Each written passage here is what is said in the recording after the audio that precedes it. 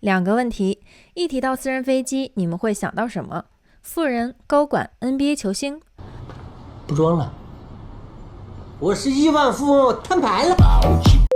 第二个问题，你们信不信私人飞机除了有其独特的效用价值，还有很好的投资价值？今天有幸受邀来到一所飞行学校，参加一个私人飞机的宣讲活动，和团队的小伙伴们一起参观了几种常见的私人飞机机型。其实一提到私人飞机，大家很有可能第一时间会想到富豪、高管、政要、娱乐明星或是体育明星这些高净值人员。的确，这些都是非常常见的私人飞机使用频率较高的用户。因为与民航不同，私人飞机调度和使用起来在效率上、地点上会更加灵活，而且还可以提供私人定制飞行服务、包机出游等等。这种私密性、舒适性和便利程度都远超于民航商务舱或者是头等舱，并且门槛并不是像大家想象的那么高不可攀。私人飞机的投资价值高不高？就美国而言，人们出行的交通工具分几档，最常见的交通工具私家车、公交车这种地面交通，第二档就是空中飞行了。因为美国州与州之间都是公路相串联起来的，要么选择开车，要么就是飞行。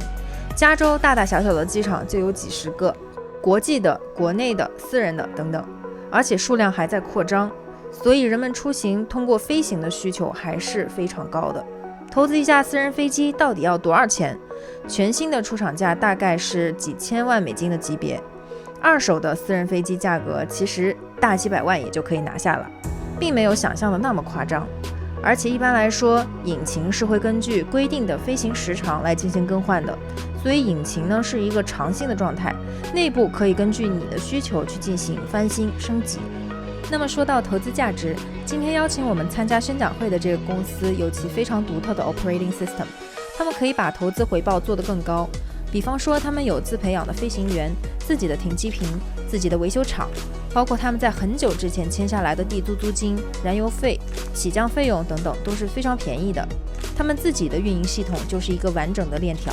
要比外包出去便宜的很多。这也就是为什么他们代运营可以比外面做到更低的成本和更高的投资回报率。保守算，他们可以做到年化8%到10%，